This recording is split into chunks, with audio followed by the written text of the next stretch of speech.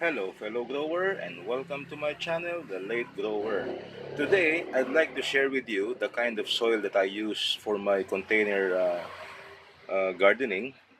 And you're looking right now at this commercially available soil. I purchased this soil from a plant nursery. And this soil is composed of coconut coir, shredded coconut husk, carbonized rice hull, and also clay soil. This one here is a clay soil. It is originally brown. Okay, so the mixture here, if I can guess it correctly, is about 50-50. 50% clay soil and then 50% of the organic matters. Now, this kind of soil is best for seedlings. If you're trying to germinate seeds, then this kind of soil is advisable. Actually, other plants can grow purely on coconut coir and shredded coconut husk, like orchids, no, in particular. As for seedlings, they do well in this kind of soil. Now, this is my seedling tray for my tomatoes. As you can see, they have already sprouted, and I use that same commercially available soil. Okay, so it is good for germinating seeds because they hold water, or it holds water. Now, there is also a disadvantage in using this kind of soil because it holds water. This is not advisable to be used in small plants like strawberry plants, no, because strawberry plants, they have fine delicate roots that can easily succumb to root rot. So this kind of soil is not advisable if you're going to use it uh, as is. Now what I do with my strawberry plants, since I'm using this soil also, is to add sand. This is what I add into this soil. I add about 20% of construction sand into this soil to help it to drain water faster.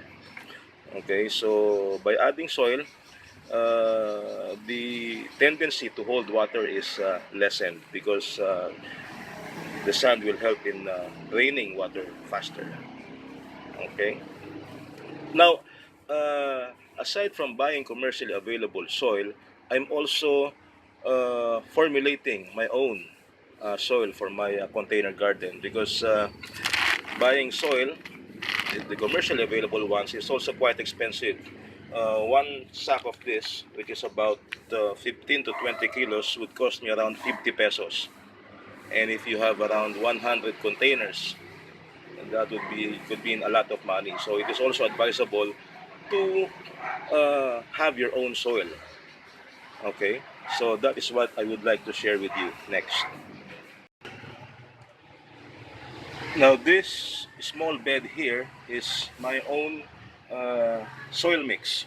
You see, the soil in my community, in my vicinity, is also clay. The topsoil has a lot of rocks, stones, and if you dig deeper, you'll be introduced to a brown clay soil. Now, brown clay soil is not advisable when it comes to container gardening because they hold water a lot. They trap water actually when it is raining, and when they get dry, they become solid.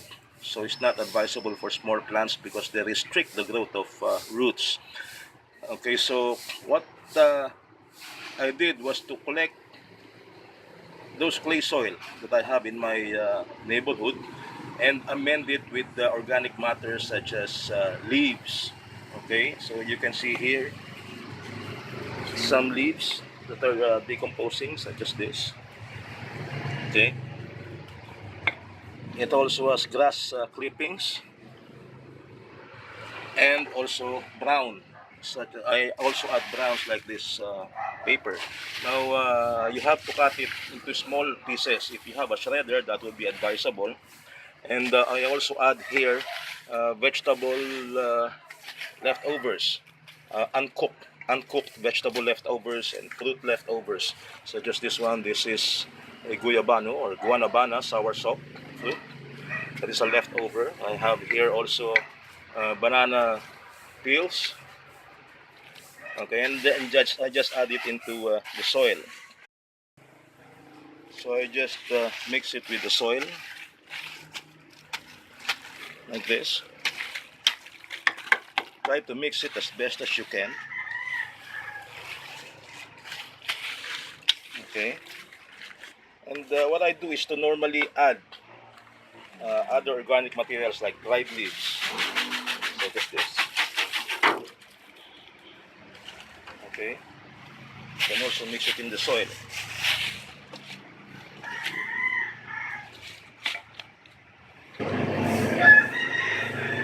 You can also add, sorry for the noise, you can also add crushed eggshells. Now, crushed eggshells will give you calcium. Just pour it over. Okay, I don't have much crushed eggshells right now because there was an avian flu last month.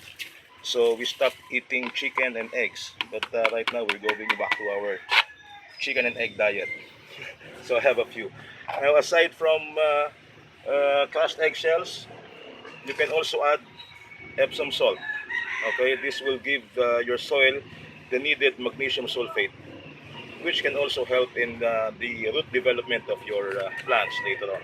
Now, this soil mix, what I do is after adding some organic matters, what I do is just to water them. Just water it like this. Water it liberally. Give it a good dose of watering. Okay, so this is just an example. And by adding water, it will help to decompose the organic materials faster. Okay. Normally, I use my garden hose in watering this.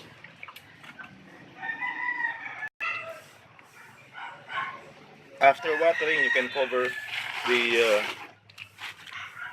mix with anything that you have.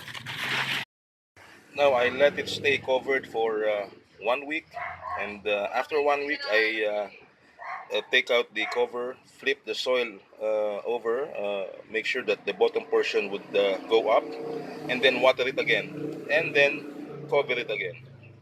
Okay, so after about 2 months, the soil is ready. Normally, it's ready, unless you put some sawdust in it. So without sawdust, in about 2 months, you have your compost, your own soil mix for your container gardening. Okay, so that's about it for this video. It's a bit lengthy as compared to the others, but I hope you got some tips on how to prepare your own soil for your container gardening. Thank you so much for watching and see you in my next video. Bye bye.